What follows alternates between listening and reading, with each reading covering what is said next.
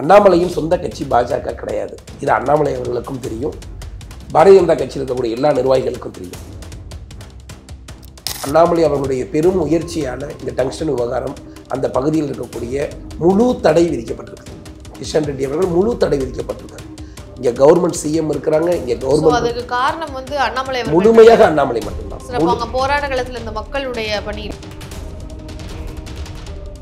கம்யூனிஸ்டுக்காரர்களை பொறுத்தவரை எங்கெல்லாம் கூட்டம் நிற்குதோ அங்கே 2 பேர் போய் நின்றுக்கிட்டு கொடியை தூக்கிக்குவோம். அவர்களால் உருவாக்கப்பட்ட போராட்டமோ அவர்கள் ஆர்கனைஸ் பண்ண கம்யூனிஸ்ட் கட்சியுடைய போராட்டமோ அது கிடையாது.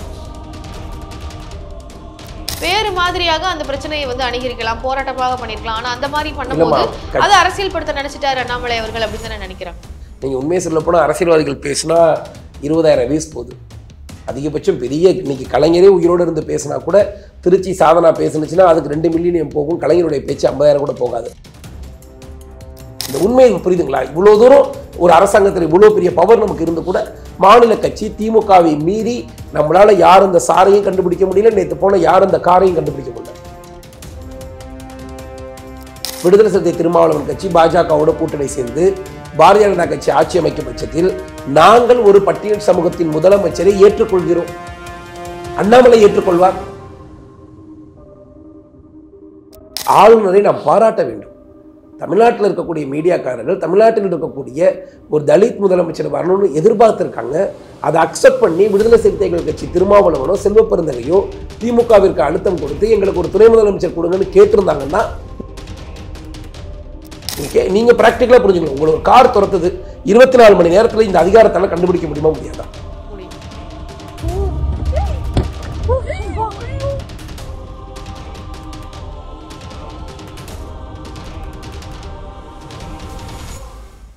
ஜாம்பவான் டிவி நேயர்களுக்கு வணக்கம். இன்று நம்மோடு இணைந்திருக்கிறார் பாஜக கட்சியின் மாநில நிர்வாகி திரு பாண்டியராஜ் அவர்கள். வணக்கம். வணக்கம் சார். அடுத்ததாக அண்ணாமலை அவர்கள் தான் மீண்டும் தமிழக பாஜக கட்சியினுடைய தலைவராக நியமிக்கப்பட போறாரு அப்படின்ற மாதிரியான அரசியல் புரசலான செய்திகள் வந்துட்டு இருக்கு.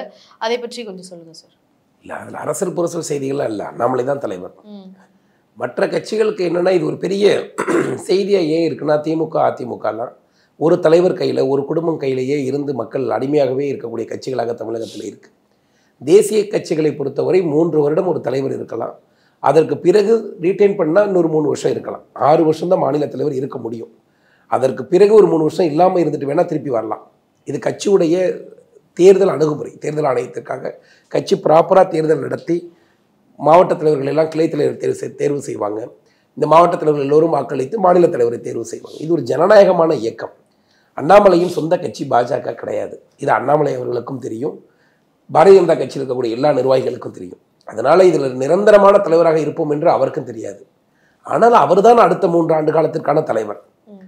அதில் எந்த மாற்று கருத்து குழப்பம் என்பதெல்லாம் சும்மா தமிழ்நாடு மீடியாக்களுக்கு என்னென்னா, ஒரு வலிமையான ஒரு ஆளுமையான ஒரு இளைஞனை அவர் தலைவராக இல்லை அப்படின்னா அவர் வந்து பதவி போயிடும், அவருடைய வலிமையையும் அவருடைய குரல்களையும் நெருக்கடி பண்ணலாம், அவங்க வந்து சும்மா ஒரு மேனேஜராக இருக்கிறாங்க, அவங்களுக்கு பவர் கிடையாது அப்படின்னு கொண்டு வரலாம்னு நினைக்கிறாங்க.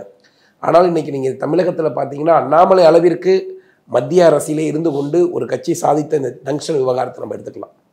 இந்த டங்ஸ்டன் விவகாரம் கடந்த 1 வாரங்களாக தான் ஆகுது. 1 வாரங்களுக்கு முன்னாடி அண்ணாமலை அவர்களுடைய பெரும் முயற்சியான இந்த டங்ஸ்டன் விவகாரம் அந்த பகுதியில் இருக்கக்கூடிய முழு தடை விதிக்கப்பட்டிருக்குது. கிஷன் ரெட்டி அவர்கள் முழு தடை விதிக்கப்பட்டிருக்காங்க. இங்கே கவர்மெண்ட் சிஎம் இருக்கிறாங்க, இங்கே கவர்மெண்ட் அதுக்கு காரணம் வந்து அண்ணாமலை முழுமையாக அண்ணாமலை மட்டும்தான். போராட்ட காலத்தில் இந்த மக்களுடைய பணி போராட்ட காலத்துக்கு மக்கள் வந்து போராட தூண்டதுக்கு அடிப்படை பின்னோட்டம் என்ன இருக்கு? மக்களுடைய போராட்டம் வந்து அடிப்படை காரணம் இல்லை. தமிழகத்திற்கு ஒன்று தேவையா இல்லை, அதான் கேள்வி. மக்களுடைய போராட்டம் வந்து ஆரம்ப திசையாக இருந்தாலும் சரி, எப்போதும் திராவிட கட்சிகள் என்ன பண்ணணும்னா ஒரு போராட்டத்தை கொழுந்து விட்டு எரிய விடும். நீங்கள் ஜல்லிக்கட்டு பிரச்சனையாக கூட எடுத்துருக்கலாம். எந்த பிரச்சனைகளுக்கும் 1 நாள்லையோ 2 நாள்லையோ தீர்வு வராது தமிழகத்தில். இதுக்கு முன்னாடி நீங்கள் எத்தனையோ போராட்டம் பார்த்துருப்பீங்க. ஒரு 2 நாள் 1 நாளில் ஏதாவது இது மாதிரியான ஒரு பெரிய விவகாரங்களுக்கு தீர்வு வந்திருக்கான்னு நீங்கள் எங்கேயாவது பார்த்துருக்கீங்களா? ஏன்னா ஒரு மத்திய அரசு ஒரு ஏலமிடப்பட்ட ஒரு மத்திய அரசு மொத்தமாக கோர் கமிட்டி முடிவு செய்யப்பட்டு அங்கே டங்ஸ்டன் சுரங்கம் உருவாக்கப்படுதுங்கிறது கவர்மெண்ட்டுடைய ஜீவம். அது வெறும் வெற்று வாக்குறுதியாக மட்டுமே அந்த ஜீவோ வந்து இல்லை முடியாதுன்னு சொல்ல முடியாது. ஒரு அரசாங்கத்திற்கு அதுக்குன்னு ஒரு விஷயத்தை எப்படி உருவாக்குறோமோ அதை நீக்குவதற்கும் ஒரு சில சூழ்நிலைகள் இருக்கு. அந்த ப்ரொசீஜர்ஸை இந்த 2 நாளையில இவ்வளோ ஷார்ட்டம் பண்ணி கொடுத்துருக்க ஒரே தலைவராக அண்ணாமலை தான் இருக்கார். நீங்கள் 39 பார்லிமெண்ட் உறுப்பினர் நம்ம இங்கேருந்து அனுப்பிச்சோம். மக்கள் போராடுறது இருக்கட்டும், மக்கள் போராட்டத்தை தடுத்தது இந்த திமுக. மக்கள் போராடி இருந்தால் கூட அந்த போராட்ட களத்தில் ஒருவராகத்தான் அண்ணாமலை இருந்திருப்பார், பாஜக இருந்திருக்கும். முதல்ல நமக்கு தமிழ்நாடு, அதுக்கு பிறகுதான் மத்திய பாஜக, இந்தியா, அந்த அடிப்படையில் 2ஆம் பட்சம் தான் நமக்கு. தமிழ்நாடு மக்களுடைய உணர்வுகள் தான் நமக்கு முக்கியம். அதில் அண்ணாமலை அவர்கள் எவ்வளவு ஒரு ஒரு ஒரு பெரிய பவர்ஃபுல் லீடர் கிடையாது, இன்னும் ஒரு மாநில தலைவர் தான். இன்னும் சொல்ல போனால் சீமான் சொல்கிறாரு அது ஒரு மேனேஜர் பதவின்னு சொல்கிறாங்க, 3 நாளில் பதவி மாறிடும்னு சொல்லி எல்லா மீடியாக்களும் சொல்கிறாங்க. ஆனால் அப்படிப்பட்ட ஒரு நபர் இவ்வளவு பெரிய ஒரு விஷயத்துக்கு ஒரு புத்திசாலித்தனமான முடிவின் மூலமாக அந்த சுரங்கத்துடைய ரத்து செய்யப்பட்டு.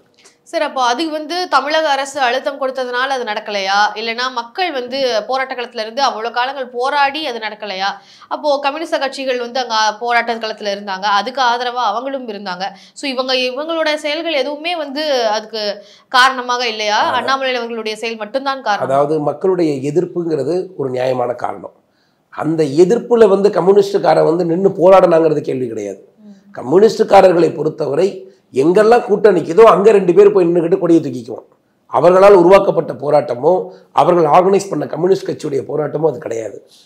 39 பாராளுமன்ற உறுப்பினர்கள் இங்கே இருக்கிறாங்க. இந்த 39 பேர் பார்லிமெண்ட்ல போயோ இல்லை பிரதமரை சந்திக்கிறதாகவோ இல்லை குடியரசுத் தலைவரை சந்திக்கிறதாகவோ இல்லை இந்த மினிஸ்டர் சந்திக்கிறதாகவோ எந்த விதமான ஒரு முனைப்பையும் திமுக செய்யல. இந்த விஷயத்துல இந்த தீர்மானங்களை வழக்கம் போல செய்தி, அதாவது அவங்க பத்திரிகைக்காக தான் கட்சி நடத்துவாங்களே தவிர மக்களுக்காக கிடையாது. சார், அப்போ அரசு எந்த மாதிரியான நடவடிக்கைகள் எடுக்க முடியும்? என்ன மாதிரி நடவடிக்கை? நீங்க 39 எம்பி நாங்க வச்சிருக்கோம், நாங்க வச்சுட்டா நாங்க என்னென்னமோ பண்ணிடுவோம்னு சொல்றீங்க. நீங்க பவர்ஃபுல்லான ஒரு பார்ட்டி, உங்களுடைய கூட்டணி 39 பார்லிமெண்ட் உறுப்பினர் இருக்காங்க. இன்னைக்கு அண்ணாமலையுடைய பெயர் அண்ணாமலை மட்டும்தான் செஞ்சு கொடுத்தாரா அப்படின்னா நீங்க 39 பார்லிமெண்ட் உறுப்பினர்களும் சண்டையிட்டு வாங்கி கொடுத்திருந்தால் கூட அதை அவங்க பாராட்ட தான் செய்வோம். இதுல ஒண்ணு யார் செய்தார்கள் யார் செய்யலைங்கிறது விஷயம் கிடையாது. அண்ணாமலை செய்தார்கள் நான் பெருமையா ஒரு பாரதிய ஜனதா கட்சிக்காரனா சொல்றேன். ஆனால் அந்த 39 பேர் என்ன செய்தார்கள் இதற்காகங்கிறத திமுகவுடைய தலைவர் சொல்லணும். திமுகவுடைய இப்ப இருக்கக்கூடிய சிஎம் அவர்கள் நாங்கள் தான் மத்திய அரசுக்கு அழுத்தம் கொடுத்தோம், இவர் போய் இதற்காக மோடியை போய் சந்திச்சாரா? தன்னுடைய சுயநல தேவைகளுக்காக பிரதமரை அப்பாயின்மெண்ட் வாங்கி அப்பா பார்க்குறாங்க, பையன் பார்க்குறாரு. ஒரு நாளைக்கு 2 முறையாவது மத்திய பாஜக அரசை பற்றி தவறுதலான ஏதோ ஒன்று நீங்க அறிவிப்பு கொடுத்துக்கிட்டு இருக்கீங்க. இந்த பிரச்சனை இவ்வளவு சுலபமாக நடக்கும்னு அவங்க நினைக்கல. அவங்க நினைத்தது என்னன்னா கண்டிப்பாக இந்த டங்ஷன் விவகாரத்தை பாஜக அந்த இடத்துல கொண்டு வந்துடும், இதில் ஒரு விடாப்பிடியா இருப்பாங்க, இந்த போராட்டம் இன்னும் தீப்பற்றி எரியட்டும், நிறைய மக்கள் கூட்டமாக சண்டை போடட்டும். மக்கள் முதலில் போராடுவதற்கு திமுக எதிர்த்து தான் போராட ஆரம்பிச்சாங்க, அவங்க பாஜக எதிர்த்துங்கிறதுலாம் 2ஆம் பட்சம்.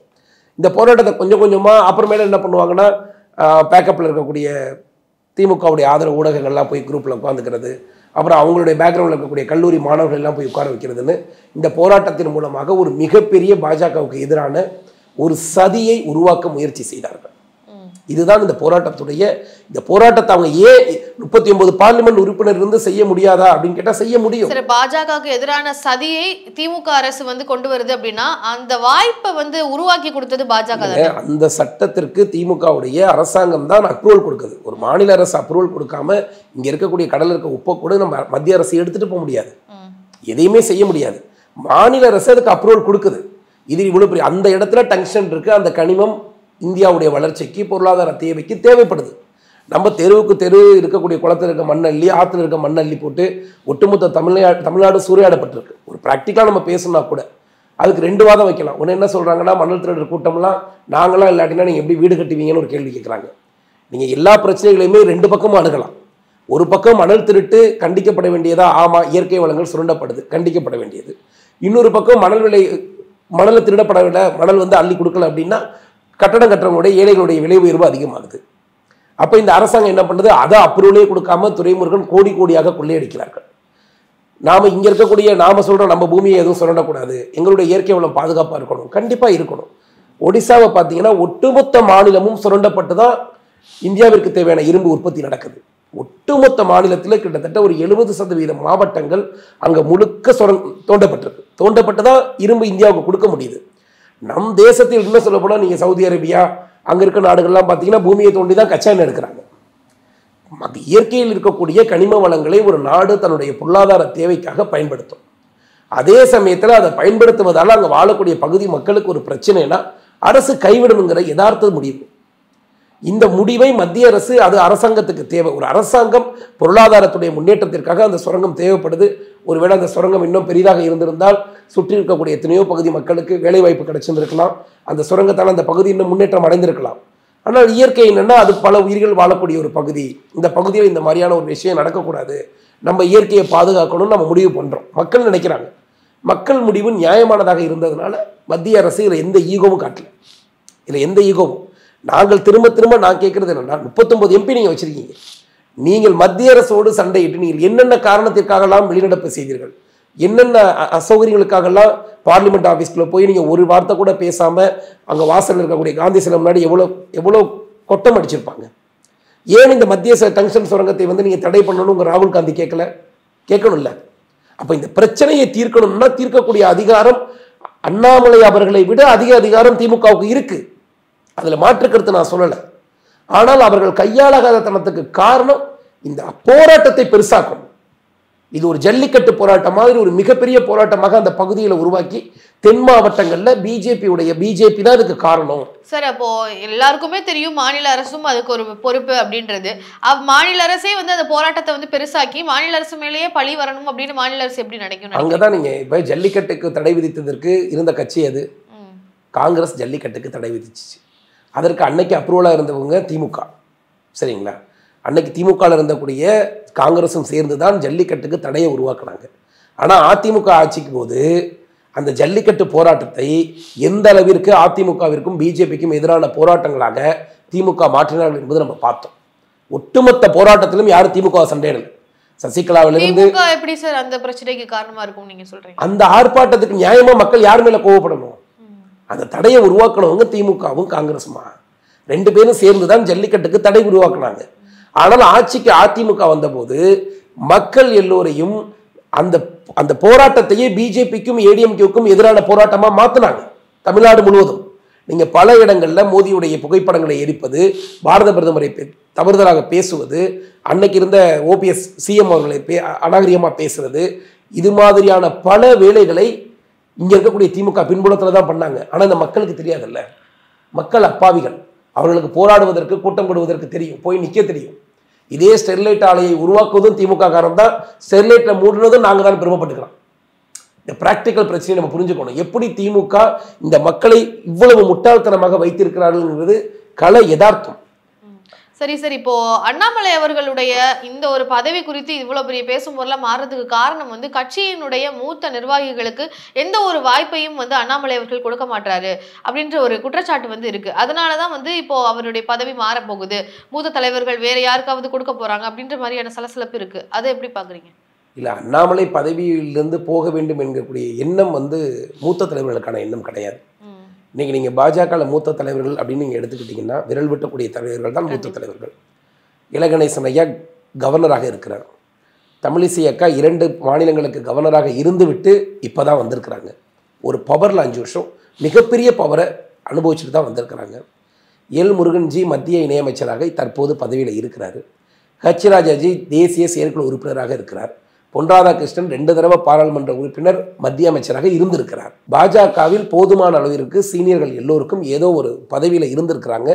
பதவிகளுக்காக மட்டுமே சண்டையிடக்கூடியவர்கள் பாஜக காரனாக இருக்க மாட்டார்கள். ஆனா கட்சிக்குள்ள அந்த மாதிரியான பேசி இருக்கா? கட்சிக்குள்ள எந்த சண்டையும் கிடையாது. நீங்க நாளைக்கு மறுநாள் திருப்பி மாநில தலைவராக அண்ணாமலை பொறுப்பு இருக்கும்போது ஒட்டுமொத்தமா சால்வை எடுத்து கொண்டாந்து பிஜேபியுடைய சீட்ல அவரை உட்கார வச்சு சுற்றி நின்று இருக்கக்கூடிய புகைப்படங்கள் வரத்தான் போகுது. சார், ஆனா குஷ்பு அவர்கள் வந்து என்னை வந்து எந்த ஒரு குழுக்குமே வந்து கூப்பிடுறது கிடையாது, கட்சியினுடைய தலைமையில இருந்து எனக்கு எந்த ஒரு அழைப்பும் வர்றதில்லை, அதனாலதான் நான் கலந்துக்கல அப்படின்ற மாதிரியான விஷயங்கள்லாம் சொல்லியிருக்காரு. அண்ணாமலை அவர்கள் வந்து பர்பஸா வந்து அந்த மாதிரி எல்லாம் செய்யறாரு அப்படின்ற மாதிரியான விஷயங்கள் இருக்கு. அதை எப்படி பாக்குறீங்க? குஷ்பு அம்மா கட்சிக்கு வந்து இணைந்தார்கள். இணைந்தவுடனே அவர்களுக்கு சட்டமன்ற உறுப்பினருக்கு போட்டியிடுவதற்கான வாய்ப்பை கட்சி கொடுத்துச்சு. அப்புறம் அவங்களுக்கு வந்து மகளிர் ஆணையத்துடைய ஸ்பெஷல் எக்ஸிக்யூட்டிவ் மெம்பர் கொடுத்தாங்க. ஒரு மிகப்பெரிய ஒரு பதவி அது. ஒரு மத்திய இணையமைச்சருக்கு நிகரான ஒரு ஆணையத்துடைய உறுப்பினர் பதவி கொடுத்துச்சு கட்சி. அதை வேண்டாம் என்று எனக்கு உடல்நிலை சரியில்லை, அந்த காரணங்களுக்காக தான் நான் வந்து எனக்கு வேண்டாம்னு சொல்லி எழுதி கொடுத்துட்டு வந்தாங்க. இந்த பாராளுமன்ற தேர்தலில் கூட அவங்களை பிரச்சாரத்துக்கெல்லாம் பாரதிய ஜனதா கட்சி அழைத்த போது தனக்கு உடல்நிலை சரியில்லைங்கிற காரணத்தை மட்டும்தான் அவங்க சொல்லியிருக்காங்க. ஏதோ ஒரு பேட்டியில் நீங்கள் ஏன் சில நிகழ்ச்சிகளுக்கு வர்றதில்லைன்னு என்னை கூப்பிடுறதில்ல, ஏன்னா கூப்பிடக்கூடிய துளைவில் அவங்க இல்லை. சமீப காலங்களாக வர முடியலனாலுமே அவங்களுக்கான அந்த ஒரு மெசேஜ் அப்படின்றதே போகல அப்படின்னு சொல்றாங்க. அவங்க அந்த கனெக்ஷன்ல இல்லை. இந்த கட்சி எப்படின்னா, நீங்க நமிதா நீங்க அந்த அம்மாவை பார்த்தீங்கன்னா, நீங்க எல்லா நிகழ்ச்சியிலும் அந்த அம்மா வந்துட்டு இருக்காங்க.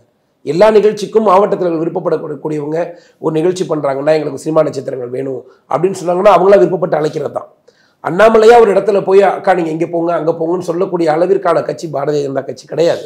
மாவட்ட தலைவர்கள் விரும்பி எங்களை இப்போ நாளைக்கு ஒரு 2 நாள் கழிச்சு கோயம்புத்தூர் ஒரு ரேக்லா நடக்குது, ஒரு மிகப்பெரிய ரேக்லா ரேஸ் நடக்குது. ஒரு அதற்கு சிறப்பு அழைப்பாளராக ராதிகா அம்மாவும் சரத்குமார் ஐயாவும் தான் போகிறாங்க.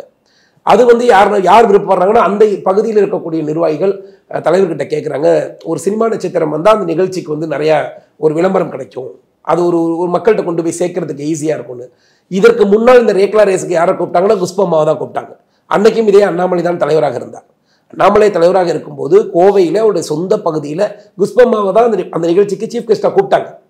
ஸோ அதையெல்லாம் தடையெல்லாம் அண்ணாமலை நீங்கள் கூப்பிடாதீங்க அப்படின்லாம் சொல்லலை. அந்த மாதிரி அதான் சொல்கிறேன், இந்த திமுக அதிமுகங்கிற ஒரு பேட்டர்னையே நம்ம பார்த்து பிஜேபியுடைய இந்த கட்சி தமிழர்களுக்கு புதிதாக தெரிகிறது. இந்த பேட்டர்ன் புதுசாக தெரியுது. சரி, இப்போ அண்ணாமலை அவர்கள் சாட்டை அடி அந்த போராட்டத்துக்கு பிறகு பெரிதாக தென்படலை அப்படின்ற ஒரு பேச்சு இருக்கு. அதன் பின்னாடி இப்போ அவர் தலைவராக நியமிக்கப்பட போறாரு. அதற்கப்புறமா அவருடைய செயல்பாடுகள் எப்படி இருக்கும்? இல்லைம்மா, சாட்டையடி போராட்டத்தை நம்ம பெரிதான விஷயமா எடுத்துக்க கூடாதுமா. நீங்கள் இந்த ஒரு சூழலில் ஒரு படித்த ஒரு சின்ன பெண் இந்த இடத்துல உட்காந்துருக்கீங்கன்னா இந்த சமுதாயம் பாதுகாப்பாக இருக்குங்கிற நம்பிக்கையில் தான் உங்கள் அம்மா அப்பா இங்கே உங்களை குறை வச்சுருக்காங்க. சரிங்களா? ஒவ்வொரு பெண்ணுக்கு பின்னால் இருக்கக்கூடிய ஆணுக்கும் அந்த ரெஸ்பான்சிபிலிட்டி வேணும். நான் உங்களை பாதுகாப்பாக பார்த்தா தான் என்னுடைய மகளை எங்கேயோ ஒரு சமுதாயத்தில் ஒருத்தர் பாதுகாப்பாக பார்ப்போம். சரிங்களா? அப்போ ஒரு அரசியல் தலைவராக ஒரு கட்சியுடைய மாநில தலைவர்ங்கிற பதவியில் நான் இருந்துக்கிட்டு கூட, நான் ஒரு ஐபிஎஸ் அதிகாரியாக இருந்தும் கூட இந்த சமுதாயத்தில் இப்படி ஒரு விஷயத்தை என்னால் ஒரு தடுக்கக்கூடிய இடத்துல நான் இல்லை, ஒரு தண்டனை கொடுக்குற இடத்துல நான் இல்லை. அந்த ஃபீலிங் என்னன்னா தன்னுடைய மகளை அவர் நினைச்சு ஃபீல் பண்றாரு. அந்த விஷயத்தை நிறைய பேர் கேலியும் கிண்டலுமாக பேசுறாங்க. அதோட யதார்த்தம் வேறு, அந்த உணர்வு வேறு. அரசியல் செய்வதற்கு 1000 பிரச்சனை இருக்கு. அப்படியெல்லாம் எல்லாத்தையும் எடுத்து வச்சு அரசியல் செய்யக்கூடிய அவசியம் அண்ணாமலைக்கு முதல்ல தேவையில்லை. அப்படிதான் அதை பார்க்கப்படுது. ஏன்னா அந்த ஒரு விஷயத்த அந்த மாதிரியான அணுகுனது, ஏன்னா அதுக்கு தண்டனை கொடுக்கணும்னு பார்த்தாலும் சரி, இல்லை அதுக்கு நீதி கிடைக்கணும்னு நினைச்சாலும் வேறு மாதிரியாக அந்த பிரச்சனையை அணுகிருக்கலாம், போராட்டமாக பண்ணிருக்கலாம். ஆனா அந்த மாதிரி பண்ணும்போது அதை அரசியல் படுத்த நினைச்சிட்டாரு அண்ணாமலை அவர்கள் அப்படின்னு தானே நினைக்கிறாங்க. அடித்தட்டு மக்களுக்கு கூட இந்த அவேர்னஸ் போய் சேரணும்னு நினைச்சாரு. இப்போ நீங்கள் என்னதான் நாங்கள் மீடியாவில் பேசினாலும் யூடியூப் சேனலில் பேசினாலும் சில செய்திகள் சில வேலைகள் மூலமாகத்தான் போய் சேருது. நீங்கள் உண்மையை சொல்ல போனால் அரசியல்வாதிகள் பேசினா 20,000 வியூஸ் போகுது. அதிகபட்சம் பெரிய இன்னைக்கு கலைஞரே உயிரோடு இருந்து பேசினா கூட, திருச்சி சாதனா பேசுனுச்சுன்னா அதுக்கு 2 மில்லியன் போகும். கலைஞருடைய பேச்சு 50,000 கூட போகாது. சரி, இப்போ டங்ஸ்டன் விவகாரத்தில் மக்கள் போராட்டத்தில் இருந்தாங்க. அந்த பிரச்சனை இந்தியா ஃபுல்லாக போய் சேர்ந்தது. இப்போ நீங்கள் சொன்ன மாதிரி ஜல்லிக்கட்டு பிரச்சனையும் இந்தியா முழுக்க போய் சேரக்கூடிய ஒரு போராட்டமாக மாறுச்சு. ஏன் அந்த மாதிரியான ஒரு விஷயம்? அந்த பிரச்சனையே அவர் எடுத்துக்கொண்டு போன விஷயம் தான் பாதிக்கிறது மூலமாக இந்த பாதிப்பை நான் எந்த அளவுக்கு உணர்றேங்கிறத மக்களுக்கு வெளிப்படுத்துறாங்க. இந்த உணர்தல் தான் இங்கே முக்கியம். அது அரசியல் விஷயம் கிடையாது. இப்போ என்னுடைய வீட்டில் இருக்கக்கூடிய ஒரு பொண்ணு ஒரு பள்ளிக்கூடத்தில் போய் இப்படி ஒரு விஷயம் நடக்குது அப்படின்னா அதை நான் எடுத்துக்கிட்டு என்னால் என்ன செய்ய முடியும்? ஒரு சாதாரண மனிதனாக, ஒரு சாதாரண நடுத்தர குடும்பத்தில் இருக்கக்கூடிய ஒருவனால அவ்வளோதான் செஞ்சுக்க முடியும், தன்னை தான் வர்த்திக்க முடியும், வேற ஒன்றும் செய்ய முடியாது. அவர் ஒரு மாநில, அதுதான் அவருடைய வருத்தம். அதுதான் நம்ம இவ்வளோ பெரிய பவர்ல இருந்தும் கூட நம்மளால இந்த சமூகத்தில் இந்த மாதிரியான விஷயங்களை தடுத்து நிறுத்த முடியல. அந்த குற்றவாளிகள் இந்த நிமிஷம் வரைக்கும் யார் இந்த சாருங்கிறத கண்டுபிடிக்க முடியல. இந்த உண்மையை புரியுதுங்களா? இவ்வளோ தூரம் ஒரு அரசாங்கத்தில் இவ்வளோ பெரிய பவர் நமக்கு இருந்து கூட மாநில கட்சி திமுகவை மீறி நம்மளால யார் இந்த சாரையும் கண்டுபிடிக்க முடியல, நேற்று போன யார் இந்த காரையும் கண்டுபிடிக்க முடியல. அந்த அளவிற்கு தமிழ்நாட்டில் இருக்கக்கூடிய பெண் பிள்ளைகளை பற்றியான பாதுகாப்பு அவ்வளோ வீக்கா இருக்கு, அவ்வளோ அவேர்னஸ் இல்லாமல் இருக்கிறாங்க. குறைந்தபட்சம் அதை மக்கள்கிட்ட வேறு வழி என்ன பண்றது அவருக்கு தெரியும். வேறு என்ன பண்ணியிருந்தாலும் அது அரசியலாக தான் இருக்கும். போஸ்ட் அடிச்சு ஒட்டி இருந்திருக்கலாம், கூட்டம் கூட்டமாக போய் நின்றுருக்கலாம், ஃபைட் பண்ணியிருக்கலாம், அதையெல்லாம் கட்சி செய்தது. ஆனால் அவர் கட்சி தலைவர் அதை செய்யலை. தமிழ்நாட்டில் நம்ம வீட்டில் ஒரு பிள்ளைக்கு நடந்தது, நம்மளால பாதுகாக்க முடியல, நான் என்னையை நானே சாட்டையில் அடிச்சுக்கிறேன்னு நினைக்கிறாரு. அது அது அது உணர்வின் வழியாக இருக்கிறது. அது ஒரு அப்பா அம்மாவா பொம்பளை பிள்ளைய வெளியில் அனுப்பிச்சவங்களுக்கு அந்த உணர்வு புரியும். எதற்கு சாட்டையில் அடிச்சுக்கிட்டாரு அண்ணாமலை அப்படிங்கிற கேள்வி தமிழ்நாட்டில் இருக்கக்கூடிய ஒரு 3-4 கோடி பேருக்கு போய் சேர்ந்துச்சு. ஓ, அப்போ இந்த மாதிரி நடக்குது, அப்போ நம்ம பொம்பளை பிள்ளைங்களை பாதுகாப்பான இடத்துக்கு அனுப்பணும், பாதுகாப்பாக ஃபாலோ பண்ணணும். இந்த எண்ணங்களை அடிப்படை மக்களுக்கு கொண்டு போய் சேர்க்க வேண்டிய கட்டாயம் இருந்துச்சுமா. சரி சார், இப்போ ஆளுநர் அவர்கள் பேசியிருக்கிறாரு. அதாவது தலித்தை முதலமைச்சராக மாற்றணும், தலித் மக்களிலிருந்து ஒருவர் கண்டிப்பாக முதலமைச்சராக வரணும், தமிழகத்தில் அந்த மாதிரியான நிலை எப்போ வரப்போகுது, விஞ்ஞானிகள் தலித் மக்கள்ல இருந்து ஒருவர் எப்போ முதலமைச்சராக மாற போறாரு அப்படின்ற மாதிரி பேசியிருக்காரு. அதை பற்றி உங்களுடைய கருத்து என்ன? நீங்க என்ன நினைக்கிறீங்க? ஒரு பட்டியல் சமூகத்திலிருந்து முதலமைச்சர் வரலாமா கூடாதா? கண்டிப்பா எல்லா சமூகத்திலையும் பிரதிநிதித்துவம் இருக்கணும், இல்லைன்னு சொல்லல சார். ஆளுநர் அவர்கள் அந்த மாதிரியான சொல்லும் போது அதை நீங்க எப்படி நினைக்கிறீங்க? உங்களுக்கு பிராக்டிகலா நீங்க எந்த உங்களுடைய சொந்த ஊர் எது? என்னுடைய சொந்த ஊர் திருநெல்வேலி. திருநெல்வேலி. இப்போ எதன் அடிப்படையில் அந்த விஷயத்தை அவர் சொல்றாங்கன்னா, ஏன்னா நம்ம தென் மாவட்டங்கள் நிறைய இருக்கிறனால சொல்றேன். அங்கே ஊராட்சி மன்ற தலைவர்கள் ஒரு பட்டியல் சமூகத்தை சார்ந்தவர்கள் இருந்தாங்கன்னா பெரும்பாலான ஊரில் அவளை ஊராட்சி மன்ற தலைவர்களாக செயல்பட விடுவதில்லை. இது எல்லா கிராமங்கள்லையுமே இருக்குது. சென்னை மாதிரியான பெருநகரங்கள்ல அப்படி கிடையாது. நீங்கள் சென்னையை விட்டு தாம்பரம் தாண்டி போயிட்டீங்கன்னா கூட அவங்க எவ்வளோ பெரிய அளவில் கூட்டமாக இருந்தாலும் கூட அந்த பிரசிடெண்ட்டை சுதந்திரமாக மற்ற சமூகங்கள் செயல்பட விடுவது கிடையாது. என்னதான் உள்ளாட்சி அமைப்புகளில் மாற்றத்தை உண்டு பண்ணாலும் மக்களுடைய அடிப்படை மனநிலையில் அந்த ஜாதிய விஷமம் இன்னும் குறையலை. இது உண்மை. அடித்தட்டு மக்களுக்கு இன்னும் ஜாதிய விஷமம். நீங்கள் சமூகத்தில் ஏழையாக இருப்பான், ரொம்ப ஒன்றுமே இல்லாதவனாக இருப்பான். அந்த இடத்துல ஒரு பட்டியல் சமூகத்துக்காரன் அரசாங்க வேலை பார்த்து ஹைடெக்காக இருப்பான். ஆனாலும் கூட இவன் சமூகத்தில் உயர்ந்தவன்கிற எண்ணம் இவனுக்கு இருக்கும், நம்ம சாதியில் பெருசுன்னு. இந்த எண்ணம் ஆனால் இவன் தாழ்வாக தான் பார்க்குறான். இவன் எவ்வளோ வளர்ந்துருந்தாலும் சரி இவன் தாழ்வாக பார்க்கணுங்கிற மனப்பாங்கு இவனுக்கு இருந்து கொண்டே இருக்கிறது. இந்த கக்கன் இந்த சமூகத்துக்கு உழைத்தாலும் அம்பேத்கர் உழைத்தாலும் இந்த நாட்டின் ஜனாதிபதி ராம்நாத் கோவிந்தை கொண்டாந்து நாம் ஜனாதிபதியாக அறிவிச்சா கூட அடித்தட்டு மக்களுடைய மனநிலையில் அந்த மாற்றம் வரல. அதற்காக வேதனைப்பட்டவர் என்ன சொல்றாரு? இந்த தமிழ்நாட்டில் ஒரு முறையாவது ஒரு பட்டியல் சமூகத்துடைய முதலமைச்சர் வரும்போது ஒரு காமராஜர் போல ஒரு கக்கன் ஒரு பட்டியல் சமூகத்தை சார்ந்த அமைச்சர். நாம் இன்றும் நமக்கு கக்கனை பற்றி தெரிகிறதோ இல்லையோ, ஆனால் கக்கனை ஒரு சிறந்த தலைவராக நாம் ஏற்றுக்கொள்கிறோம். அம்பேத்கருக்கு பின்னால் இருக்கக்கூடிய பட்டியல் சமூகத்தின் தலைவராக இருந்தாலும் கூட அம்பேத்கர் இன்று எல்லா அரசியல் கட்சி துவங்குவவர்களுக்கும் ஒரு புகைப்படமாக தேவைப்படுது. ரீசன் அம்பேத்கரை முன்னிறுத்தினா நமக்கு பட்டியல் சமூகத்துடைய ஆதரவு கிடைக்கும்னு மக்கள் நினைக்கிறாங்க. அப்ப அந்த அம்பேத்கரை மகாராஷ்டிராவிலிருந்து தேடி பிடிப்பதை விட தமிழகத்தில் இருக்கக்கூடிய ஒரு நன்கு படித்த ஒரு பட்டியல் சமூகத்தை சார்ந்த ஒரு இளைஞரை நாம் ஏன் தமிழகத்துக்கு முதலமைச்சராக கொண்டு வரக்கூடாது? சார், ஆனா ஆளுநர் அவர்களுடைய இந்த கருத்து எப்படி பார்க்கப்படுது அப்படின்னு பாத்தீங்கன்னா, திமுகவை பொறுத்த வரைக்கும் அங்க விசிகாவும் திமுகவும் கூட்டணியில இருக்காங்க. அந்த கூட்டணியில ஒரு சலசலப்பை கொண்டு வரணும் அப்படின்ற அடிப்படையில ஒரு உள்நோக்கத்தோட இந்த ஒரு கருத்தை கொடுக்கிறாரு அப்படின்ற மாதிரி தான் பேசப்படுது. அது திருமாவளவன் அவர்களுமே சொல்லியிருக்கிறாங்க. அதே மாதிரி செல்வ பெருந்தகை அவர்களும் அவருடைய கருத்தை சொல்லியிருக்கிறாரு.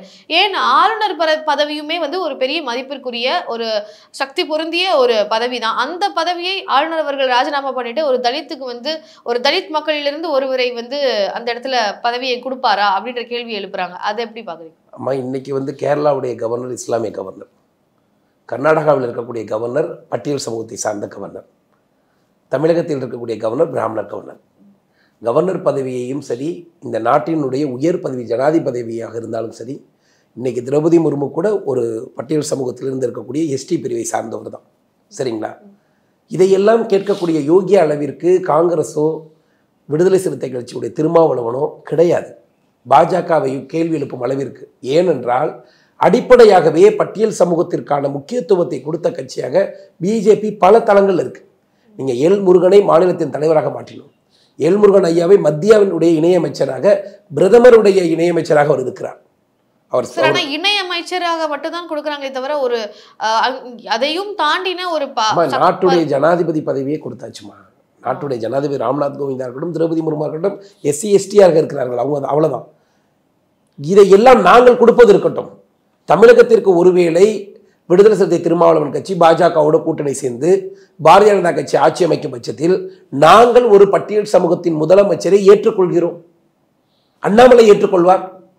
எல்முருகனை நாளைக்கு முதல்வர் நாற்காலில் கொண்டு போய் அண்ணாமலை கட்சி சொன்னா கொண்டு போய் உட்கார வைக்க நாங்க தயார். அதான் சார், இப்போ கட்சியினுடைய இப்போ கூட கட்சியின் மாநில கட்சியின் தலைவராக அண்ணாமலை அவர்களை நியமிக்கிறதுக்கு பதிலாக தலித் மக்கள்ல இருந்து பிரதிநிதியாக எல்முருகன் அவர்களை ஏன் நியமிக்க கூடாது? சொந்த கட்சி அந்த கட்சியிலேயே பாஜகவிலே ஏன் நியமிக்க கூடாது அப்படின்ற ஒரு கேள்வி. அவர் இருக்கிறது ஹையர் போஸ்ட். கட்சியுடைய மாநில தலைவரை விட மத்திய அமைச்சராக இருப்பது என்பது புரோட்டோகால் படி மிகப்பெரிய அதிகாரம் உள்ள போஸ்ட். கட்சிக்கு தலைவராக இருந்தால் கட்சியில் இருக்கக்கூடிய 10 பேருக்கு வேணா நன்மை செய்யலாம். நீங்க முதலமைச்சர் பதவி அப்படின்னு வரும்போது மாநில தலைவராக இருக்கும் பொழுதுதான் அது ஆக முடியும். இல்ல, அப்படியெல்லாம் கிடையாதுமா. யார் வேண்டுமானாலும் முதலமைச்சர் ஆகலாம். நீங்கள் ஒடிசாவில் வந்து இன்னைக்கு முதலமைச்சராக இருக்கக்கூடிய மோகன் அவர்கள் கடந்த முறை சட்டமன்ற உறுப்பினராக ஆனபோது சட்டமன்றத்துக்கு முதலாளே வந்துட்டார். அவங்க அதாவது சட்டமன்றத்தில் ஒரு ரூம் கொடுப்பாங்கன்னு இவர் வந்து போய் கேட்டிருக்காரு. சட்டமன்ற அலுவலகத்தில் போயிட்டு எங்களுக்கு ஒரு ரூம் இருக்குமே, அந்த எம்எல்ஏ ரூம் இருந்தால் கொடுங்க, காலையில் நான் சட்டமன்றத்தில் கலந்துக்கணும்னு.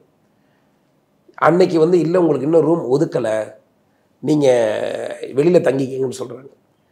வெளியில் தங்குறதுக்கு அவர்கிட்ட வசதி கிடையாது, காசு கிடையாது. அந்த மனுஷன் ரோட்டில் போய் நைட்டு தூங்கி காலையில் ஏதோ குளத்தில் குளிச்சுட்டு சட்டமன்றம் போகிறார். முதல் கோரிக்கையாக வைக்கிறார் அவர், இந்த மாதிரி சட்டமன்ற உறுப்பினர்களுக்கு ஏதாவது தங்குறதுக்கு ஒரு அறையை சீக்கிரம் ஒதுக்குங்க. நைட்டு நான் தங்கியிருந்ததுனால என்னுடைய செல்ஃபோன் ஒன்று சின்ன ஃபோன் வச்சுருந்தேன், தொலைஞ்சு போச்சு, தூக்கிட்டு போயிட்டாங்க. என்னால் நைட்டு ஃபுல்லாக குளிரில் நான் ரொம்ப அவதிப்பட்டேன். இது மாதிரி பல சட்டமன்ற உறுப்பினர்கள் இருக்கிறாங்க, அவங்களுக்கு ஒரு அறை கொடுங்கன்னு தான் கேட்டார். அன்னைக்கு அந்த வீடு கொடுப்பதற்கு தயங்கிய அன்னைக்கு இருந்த முதலமைச்சர், அன்னைக்கு சாதாரண சட்டமன்ற உறுப்பினராக இருந்த ஒரு பட்டியல் சமூகத்தை சார்ந்தவர் இன்னைக்கு அந்த மாநிலத்தின் முதலமைச்சராக இருக்கிறார். இன்னைக்கு அவர் தான் முதலமைச்சர். அவர் முதலமைச்சர் ஆவாருங்கிறவர் அவர் எம்எல்ஏ ஆகிறதுக்கு எம்எல்ஏ ஜெயிச்சு மறுநாள் கூட தெரியாது. இந்த கட்சி வெரி டிஃப்ரெண்ட். அவர் முதல்வர் வேட்பாளராக அறிவிக்கவில்லை சார். ஆனால் வந்து கண் துடைப்புக்காக தான் இந்த மாதிரியான பதவிகள்லாம் கொடுக்குறாங்க பாஜகவில் அப்படின்னு சொல்கிறாங்களே. அது கண் துடைப்புக்காக ஸ்டாலின் ஒரு மாத காலம் திருமாவளவன் அவர்களுக்கு முதலமைச்சர் பதவி இல்லை, ஒரு துணை முதலமைச்சர் பதவியை விட்டு கொடுக்கட்டுமே, ஒரு நல்ல நாற்காலி கொடுக்கட்டுமே. நீங்கள் அரசவை நாற்காலி கூட கொடுக்க வேண்டாம். செல்வ பெருந்தகைக்கோ விடுதலை சிறுத்தை திருமாவளவன் கட்சியை சார்ந்தவர்களுக்கோ இல்லை வேறு யாராவது உங்கள் பாஜகவில் உங்களுடைய திமுகவில் இருக்கக்கூடிய ஒரு பட்டியல் சமூகத்தில் இருக்கக்கூடிய ஒரு சட்டமன்ற உறுப்பினர்களுக்கோ ஒரு துணை முதலமைச்சர் பதவியை கண் துடைப்புக்காக கொடுங்களே. கொடுப்பதற்கு அவங்க தயாரா? அதை கேட்கக்கூடிய துணிச்சல் தான் இந்த காங்கிரஸுக்கும் இந்த விசிகாவுக்கும் இருக்கிறதா? அவர்கள் எல்லோரும் சமூகத்திற்காக உழைக்க வந்தவர்கள் அல்ல, சமூகத்தை பிரித்து வைத்து வாக்கு பெறுவதற்கு தன்னை வளர்த்துக்கிறதுக்காக அரசியலுக்கு வந்தவங்க. இப்போ கவர்னர் அவர்கள் வந்து ஒரு கவர்னர் அந்த ஆளுநர் பதவியில இருக்கிறாரு, ஆனா வந்து ஒரு அரசியல் கட்சியினுடைய ஆதரவாளராக தான் அரசியல்வாதியாக தான் வந்து பேசுறாரு அப்படின்னு சொல்லி திருமாவளவன் அவர்கள் வந்து சொல்லியிருக்காரு. அதை எப்படி பாக்குறீங்க? இல்ல, அரசியல் அமைப்பின் சட்டத்தின்படி தானே அவர் கவர்னர் ஆகிறாரு. ஒரு கவர்னர் தன்னுடைய ஆசையை சொல்லக்கூடாதா? கவர்னர் வந்து பாஜகவிலிருந்து இவர் தான் தமிழகத்தின் முதலமைச்சராக வரணும்லாம் சொல்லலையே. ஒரு கவர்னர் ஒரு உயர்ந்த இடத்தில் இருக்கிறவர் ஒரு பட்டியல் சமூகத்திலிருந்து நீங்கள் முதலமைச்சரை கொண்டு வாங்கன்னு சொல்றாரு. நீங்கள் பிராமணர் என்று வெறுக்கக்கூடிய ஒரு நபர், பிராமணர்னால தான் நாங்கள்லாம் வீழ்ந்தோம் சொல்லக்கூடிய ஒரு நபர், அந்த நபர் அந்த சீட்ல உட்கார்ந்துக்கிட்டு ஒரு பட்டியல் சமூகத்திலிருந்து எனக்கு மேல இருக்க ஒரு பதவிக்கு கொண்டு வாங்க அப்படின்னு சொல்றாரு. அதை பெருமையா தானே ஏத்துக்கணும். காங்கிரசினுடைய அந்த காங்கிரஸ் கட்சியினுடைய தலைவராக ஒரு தலித்தை வந்து வச்சிருக்கும் போது பாஜகவில் அப்படி வைப்பாங்களா? முதல்ல நாங்க தலித் தலைவரை உருவாக்குனதற்கு பிறகுதான் செல்வ பெருந்தகையை அவங்க கொண்டு வந்தாங்க. இல்ல சார், பாஜக தேசிய அளவுல கொண்டுட்டு வருவோம், தேவை ஏற்படும் போது கொண்டுட்டு வருவோம் கண்டிப்பா. ஏன் அதை வந்து ஆளுநர்கள் வலியுறுத்தல? நான் கேட்கணுமா, மல்லிகார்ஜுனாவை கொண்டு வந்திருக்கிறார்கள். மல்லிகார்ஜுனாவை ஒரு எவ்வளவு பெரிய ஸ்டாம்ப் சைஸ் அவங்க ஒரு பிரசிடண்டா வச்சிருக்காங்கிறது இந்தியாவுக்கே தெரியும். அவங்க எந்த அளவிற்கு அவங்க பயன்படுத்துகிறாங்கன்னு. பிஜேபியை பொறுத்தவரை இன்று ஜேபி நட்டா இருக்கக்கூடிய பதவியிலே நாளைக்கு இன்னொரு ஒரு வாரம் கழித்து ஒரு தலித் கூட தேசிய தலைவராக வரலாம். எங்களுக்கு அதில் வித்தியாசமே தெரியாது. அவர் தலைவராக வந்த பிறகு கூட அவர் தலித்தா இல்லையாங்கிற வேறுபாடை பார்க்கக்கூடிய சிந்தனை கூட RSS வெளிவந்த பாஜக காரனுக்கு கிடையாது. சார், ஆனா சனாதானத்தை வந்து போற்றக்கூடிய சனாதானத்தை பின்பற்றணும் அப்படின்னு சொல்லக்கூடிய ஆளுநர் அவர்கள் தலித் அவர்களை முதலமைச்சராக்கணும் அப்படின்னு சொல்றது வந்து முரணா இருக்கு அப்படின்னு சொல்றாங்க. அதை எப்படி பாக்குறீங்க? இல்லமா, சனாதானம்ங்கிறது என்ன? நம் நாட்டில் இருக்கக்கூடிய கலாச்சாரத்தை எல்லோருத்தையும் சமமா பார்க்கணுங்கிறது தான் சனாதானத்துடைய அடிப்படையே. சனாதானம் உதயநிதிக்கு பிடிக்கலைங்கிறதுனால அது கெட்ட வார்த்தை ஆயிடாது. அது என்னவென்று தெரியாதவர்களுக்கு, அதோடைய உண்மை புரியாதவர்களுக்கு அதை வெறுக்கிறாங்கிறதுனால அது கெட்ட வார்த்தையை நம்ம ஆக்கிட முடியாதுல்ல. நாம் மீண்டும் மீண்டும் ஆளுநரை நாம் பாராட்ட வேண்டும். தமிழ்நாட்டில் இருக்கக்கூடிய மீடியாக்காரர்கள் தமிழ்நாட்டில் இருக்கக்கூடிய ஒரு தலித் முதலமைச்சர் வரணும்னு எதிர்பார்த்திருக்காங்க. அதை அக்செப்ட் பண்ணி விடுதலை சிறுத்தைகள் கட்சி திருமாவளவனோ செல்வ பெருந்தகையோ திமுகவிற்கு அழுத்தம் கொடுத்து எங்களுக்கு ஒரு துணை முதலமைச்சர் கொடுங்கன்னு கேட்டிருந்தாங்கன்னா உண்மையிலேயே யோக்கியமான பட்டியல் சமூகத்திற்காக உழைக்க வந்தவர்கள் என்று நம்ம நம்பலாம். துணை முதலமைச்சர் பதவி அப்படின்றது கான்ஸ்டிடியூஷன்ல இல்லாத ஒரு பதவி. அது கட்சியினுடைய சார்பில் கட்சி அவங்களுக்கு தேவையான ஒரு பதவியில அவங்களுக்கு தேவையான ஒரு ஆள் வந்து போடக்கூடிய ஒரு இதுதான். அதுல அந்த கட்சியினுடைய முடிவை வந்து பாஜக வந்து வேணும்னே அதை பண்ணி சொல்றாங்க. நாங்க எங்களுக்கு வாய்ப்பு கிடைச்சா செய்ய தயாருங்கிறோம். நாங்கள் என்ன சொல்றோம்னா, நீங்க பிராமணர் கட்சி பிஜேபின்னு ஒரு காலத்துல சொன்னாங்க. இன்னைக்கு நரேந்திர மோடி ஐயா பிற்படுத்தப்பட்ட சமூகத்திலிருந்து மோஸ்ட் பேக்வர்ட் கிளாஸ் இருக்கக்கூடிய பிரதமர் தான் இந்த கட்சி சீட்டில் உட்கார வச்சிருக்கு. நீங்கள் எங்கெல்லாம் வலிமையான பகுதிகளாக நாங்கள் இருக்கிறோம் நீங்கள் நம்புறீங்களோ, ராஜஸ்தானில் இருக்கக்கூடிய துணை முதலமைச்சராக தலித் துணை முதலமைச்சர் தான் இருக்கிறாங்க. அங்கே மெஜாரிட்டி பீப்புள் அவங்க கிடையாது. அது வாக்குகளுக்காக கொண்டு போய் உட்கார வைக்கல. துணை முதலமைச்சருக்கு என்கிற ஒரு புரோட்டோகால் இருக்கத்தான் செய்யுது. முதலமைச்சர் பக்கத்தில் உட்கார்ந்துக்கிறதுக்கு சட்டமன்றத்தில் உட்கார்றதுக்கான புரோட்டோகால் அங்கே இருக்கதான் செய்யுது. அந்த முதலமைச்சருங்கிற பதவிக்கான ஒரு துணை முதலமைச்சர் என்பது ஒரு பதவியாக பார்க்கப்படுது. அது அப்பா பிள்ளைக்கு கொடுக்கும்போது ஏன் ஒரு பட்டியல் சமூக பிள்ளைக்கு கொடுக்கக்கூடாது நாங்கள் கேட்குறோம். சார், ஆனால் ஆளுநர் அவர்களை அவருடைய தேநீர் விருந்துக்கு தொடர்ந்து தமிழகத்தில் உள்ள கட்சிகள் புறக்கணிச்சிட்டு இருக்காங்க. இப்போ சமீபத்தில் தாவேகா கட்சியும் புறக்கணிச்சிருக்கிறாங்க. ஏன் ஆளுநர் அவர்கள் கூட எல்லா கட்சிகளுக்கும் குறிப்பாக திமுகவுக்கு மட்டும் இருக்குன்னா பரவாயில்ல, அனைத்து கட்சிகளும் போகாமல் இருக்கிறாங்களே இதுக்காக இல்லை. கடந்த ஒரு 15 நாட்களுக்கு முன்னால் நம்ம பனையூர் கதாநாயகன் எங்கே போய் யார்கிட்ட போய் மனு கொடுத்தாரு? ஆளுநர் அவர்கள் கிட்ட தான். ஆனால் இப்போ புறக்கணிச்சிருக்காரு. அதை எப்படி பார்க்க? இல்லை, ஏன் பனையூர்காருக்கு ஆளுநர்கிட்ட போய் என்ன காரணத்திற்காக சந்தித்தார்? அவருக்கு பவர் இல்லைங்கிறதுனால போகாமல் இருந்திருக்கலாம்ல. அரசியல் செய்கிறதுக்கு மக்களுடைய பிரச்சனைக்கு ஆளுநருடைய வீட்டு கதவை தட்டினால்தான் எதிர்கட்சிகளுக்கும் மக்களுக்கும் பாதுகாப்பு கிடைக்குங்கிறது பனையூர்காருக்கு ஐடியா கொடுத்தவன் தேநீர் விருந்துக்கு கொடுத்தா போகக்கூடாதுங்கிற யோசனையை யார் கொடுத்தா? முதல்ல விஜய்க்கு இதெல்லாம் என்னன்னு தெரியாது. இப்போ கவர்னருங்கிற போஸ்டிங் என்ன இருக்குது, இது யாரோ ஒருத்தன் போய் நீ போய் மனு கொடு உனக்கு ரீச்சாக இருக்குன்றப்ப போய் கொடுத்துருப்பாரு. யாரோ ஒருத்தவங்க நீ இப்போ போகாத, இது உனக்கு விளம்பரமாக இருக்குன்னு சொல்லி அவ்வளோதான் உங்களுக்கு தெரிஞ்சதெல்லாம்.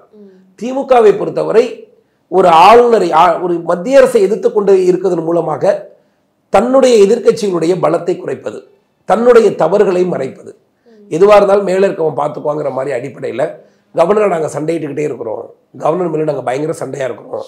இந்த சண்டைகள் மூலமாக தமிழகத்தில் இருக்கக்கூடிய அத்தனை பிரச்சனைகளையும் மக்கள்கிட்டேருந்து மறக்கடிக்கிறது. இப்போ யார் அந்த காருங்கிற கேள்வியும் நீங்கள் கேட்கல, யார் அந்த சாருங்கிற கேள்வியும் நீங்கள் கேட்கல. தமிழ்நாடு ஒவ்வொரு நாளும் பெண்களுடைய பாதுகாப்பு இல்லாத விஷயங்களில் கேவலப்பட்டு நிற்கிது. அவ்வளவு இஷ்யூஸ் நடக்குது இன்னைக்கு தமிழ்நாட்டில். சட்டம் ஒழுங்கு சீர்குலைஞ்சு நிற்கிது சார். ஆனால் அதே மாதிரி இப்போ தமிழகத்தில் பொறுத்த வரைக்கும் தான் பெண்களுக்கு எல்லா விதமான கொடுமைகளும் நடக்குது அப்படின்னு பார்க்கப்படுது. அப்படின்னு பார்த்தீங்கன்னா இந்தியாவிலே தமிழகத்தில் தான் அதிகப்படியான பெண்களுடைய உமன் எம்பவர்மெண்ட் அதிகமாக இருக்கக்கூடிய மாநிலமாக தமிழகம் தான் இருக்குது. அதிகமாக வேலைக்கு போகிற பெண்கள், பிற இடங்களில் போய் வேலை செய்யக்கூடிய பெண்களாக இருக்கட்டும், அந்த மாதிரி எல்லாம் அதிகமாக இருக்கக்கூடியது தமிழகத்தில் தமிழ்நாட்டில் தான் இருக்கு. அப்ப அதிகமான பாதுகாப்பு இருக்கணும்ல. நான் என்ன நினைக்கிறீங்க, இப்போ என் வீட்டில் 5 குழந்தை பெண் குழந்தை இருக்கு, 4 குழந்தை பாதுகாப்பாக தானே இருக்கு. இந்த ஒரு குழந்தை சீரழிஞ்சா என்னன்னு கேட்டா அது ஒன்றும் வழிதானே. இப்போ ஏற்பட்ட தமிழ்நாடு இதை எப்படி பாக்குறாங்க அப்படின்னா, வளர்ச்சி அதிகமா இருக்கு அப்படின்னா பாதுகாப்பாக இருக்க போய் தான் பெண்கள் வளர்றதுக்கு ஒரு அடிப்படையாக இருந்திருக்கு. அப்போ பாதுகாப்பு அப்படின்றது இருந்துட்டு தான் இருக்கு. ஒரு சில இடங்கள்ல தவறு நடக்கும் பொழுது அதை எதிர்கட்சிகள் சுட்டி காட்டிக்கிட்டே இருக்கிறாங்க. ஒரு இடத்தில் கூட பெண்களுக்கு எதிரான குற்றம் நடக்கக்கூடாதுன்னு நான் நினைக்கிறேன். நான் தமிழ்நாட்டில் இருக்க எல்லா பெண் குழந்தைகளும் எங்க வீட்டில் குழந்தைங்க இருக்கிற மாதிரி நான் நினைக்கிறேன். பள்ளிக்கூடம் போனாலும் சரி, நைட்டு 12 மணிக்கு மேலே வேலையை விட்டு வீட்டுக்கு வந்தாலும் சரி, அந்த குழந்தை பாதுகாப்பாக வீடு வந்து சேரணும்னு நான் நினைக்கிறேன். பெண்களுக்கான இன்னைக்கு ஏன் இவ்வளோ சண்டை இடுறோம்? எவ்வளவோ சட்டங்கள் கொடுத்துருக்காங்க. இப்போ கூட சட்டங்கள் கொடுத்துருக்காங்க. பெண்களை நேற்று ஃபாலோ பண்ணீங்கன்னா 7 ஆண்டு கடும் தண்டனை. நேற்று வரைக்கும் அந்த யார் இந்த காருங்கிறத கண்டே பிடிக்கல. பெண்களை ஃபாலோ பண்ணவங்கள கார் நம்பர் இருந்து திமுக கொடி கட்டி கார்ல இருக்க 4 பேரை கண்டுபிடிக்க உங்களால முடியல. அப்புறம் எப்படி நீங்க சிட்டியில் நடக்கக்கூடிய பிரச்சனை இது ஒரு நீங்கள் ஆளக்கூடிய சென்னை எங்களுடைய கோட்டைன்னு சொல்லக்கூடிய சென்னையில் இருக்கக்கூடிய எல்லா இடங்கள்லையும் மின்விளக்கு இருக்கு, எல்லா இடங்கள்லையும் வீடியோ கேமரா இருக்கு, எல்லா இடம் ஃபுல்லாக கேமரா வச்சிருக்காங்க. அப்போ கிராமங்களில் உங்களுக்கு இந்த அபத்தங்கள்லாம் எங்கே தெரியுதுன்னா 1-2 இடங்கள்ல சிட்டியில் நடக்கிறதுனால இது நியூஸ் ஆகுது. இன்னும் 12,500 பஞ்சாயத்தில் ஒரு நாளைக்கு குறைந்தது 100 விஷயங்களாவது இந்த மாதிரி நடந்துக்கிட்டு தான் இருக்கு. பல இடங்கள்ல சமூகம் சார்ந்து போராட முடியாமல் இருக்கிறாங்க, காவல்துறைகள் அந்த விஷயத்தை வெளியில கொண்டு வராமல் இருக்கிறாங்க, பத்திரிகைகளுடைய பலம் இல்லாமல் இருக்குது. நாம ஏன் ஒரு பெண்ணுக்காக இருந்தாலும் போராடணுங்கிறோம். நான் மற்ற மாநிலங்களை பற்றி நாங்க ஏன் டிஸ்கஸ் பண்ணணும்? நாங்க ஓட்டு போட்டிருக்கிறது எங்களுடைய கவர்மெண்டா திமுக இருக்கு. நான் விரும்பினாலும் விரும்பாவிட்டாலும் எனக்கு முதலமைச்சர் ஸ்டாலின் தான். நான் பிஜேபிங்கிறதுனால எனக்கு முதலமைச்சர் வேற இருக்க போறதில்லை. யாரோ நான் விரும்பலைன்னா கூட என் மக்கள் யாரோ ஒருத்தர் விரும்பிதான் ஓட்டு போட்டிருக்கான். அப்ப மக்களை வாக்களித்த ஒரு முதலமைச்சரை பார்த்து நாங்க கேட்கிறோம். எங்களோட நியாயமான கோரிக்கை, இது நல்ல வளர்ந்த மாநிலம், இன்னும் வளரணும், பெண்ணை தாயா நாங்க நினைக்கக்கூடிய பூமியா இருக்கு, இன்னும் இந்த பெண்களுக்கு பாதுகாப்பு இருக்கணும்னு கேட்கிறோம். நீங்க சட்டங்களை போடுறது விஷயம் இல்லை, அந்த சட்டம் ஏன் இது வரைக்கும் இம்ப்ளிமெண்ட் பண்ணல. நீங்க பிராக்டிகலா புரிஞ்சுக்கணும். உங்களை ஒரு கார் துரத்துது, 24 மணி நேரத்துல இந்த அதிகாரத்தால கண்டுபிடிக்க முடியுமா? முடியாதா? அந்த அண்ணா பல்கலைக்கழகத்தில் இருக்கக்கூடிய நடந்த குற்றத்தில் அந்த சார் யாருன்னு கண்டுபிடிக்க முடியுமா முடியாதா? அப்ப நடக்கலையேமா. அப்ப பெண்களுக்கு எப்படிமா அவங்க பாதுகாப்பா இருக்கிறாங்க? இப்போ இந்த வலியோ வேதனையோ செய்தியா கிடக்கும்போது நமக்கு பெருசா தெரியாது. நம்ம வீட்டில் நம்ம தோழிக்கு நடக்கும்போது அது ஒரு பெயின் வரும் இல்லை, இதை கூட நம்ம கண்டுபிடிக்க முடியல. அவங்க என்ன தெரியுமா அன்னைக்கு நைட் ஃபுல்லாக போட்டது, அந்த பெண்க கார் ஆக்சிடென்டே ஆகலை, அவங்க ஃபேமிலியோட போயிருக்காங்க. அப்போ இந்த நிமிஷம் வரைக்கும் அந்த காரையும் சாரையும் கண்டுபிடிக்க முடியாத இந்த திமுகவுடைய ஆட்சியை மக்கள் தூக்கி எறிஞ்சு தான் ஆகணும். இவர்களால் கண்டுபிடிக்க முடியும், ஆனால் கண்டுபிடிக்க மாட்டாங்க. தமிழகத்தில் இருக்கக்கூடிய பெண்களின் பாதுகாப்புக்காண்டியாவது தமிழ்நாட்டில் இன்னும் வரக்கூடிய அடுத்த வருட தேர்தலில் திமுக தூக்கி எறியப்பட்டாதான் பெண் சக்தினா என்ன என்பது இந்த திமுகவுக்கு தெரியும். பெண்களுக்கு வெறும் மாதம் 1000 ரூபாய் கொடுத்துட்டு என்ன வேணாலும் பண்ணிக்கலாம்னு நினைக்கக்கூடிய இந்த திமுக இதோட அந்த திமிர் அழியக்கூடிய காலமாக வரணும். ஒரு நல்ல ஆட்சி, திருப்பி பிஜேபியுடைய ஆட்சி தமிழ்நாட்டில் வரணும். யோகி மாதிரி தமிழகத்தில் ஒரு முதலமைச்சர் வந்து சின்ன விஷயத்துக்கு கூட கடும் தண்டனைகள் கொடுக்கக்கூடிய முதல்வர் வரணும். சின்ன தவறுக்கும் பெரும் தண்டனைகள் கொடுக்கணும், உடனடி தண்டனை கொடுக்கணும். இன்றைய தமிழக அரசியல் குறித்து பல விஷயங்களை எங்ககிட்ட பகிர்ந்துகிட்டதுக்கு ரொம்ப நன்றி.